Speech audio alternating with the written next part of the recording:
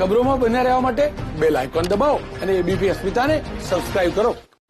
રાજકોટની 200થી પણ વધુ શાળાને આવકવેરા વિભાગે 10 લાખથી લઈ 1 કરોડની વસૂલાતની નોટિસ ફટકારી છે। વર્ષ 2009-10 અને 2010-11ના વર્ષની ટેક્સની રકમ કપાત થઈ જતા જમા પણ ન થઈ નોટિસ ફટકારવામાં આવી। શાળાઓએ શિક્ષણ અધિકારી કચેરીમાં રકમ જમા કરી, પરંતુ આવકવેરા વિભાગમાં શાળામાં નામે ન બોલતા નોટિસ પાઠવવામાં આવી છે। રાજકોટ શહેરમાં આવેલ 71 શાળામાંથી 45 ગ્રાન્ટેડ શાળાને નોટિસ આપવામાં આવી, તો જિલ્લાની 253 શાળામાંથી 175 શાળાને નોટિસ અપાઈ। આવકવેરા વિભાગની રિકવરી નોટિસો ફટકારાતા ગ્રાન્ટેડ શાળા સંચાલકોમાં ભાગદોડ મચી ગઈ।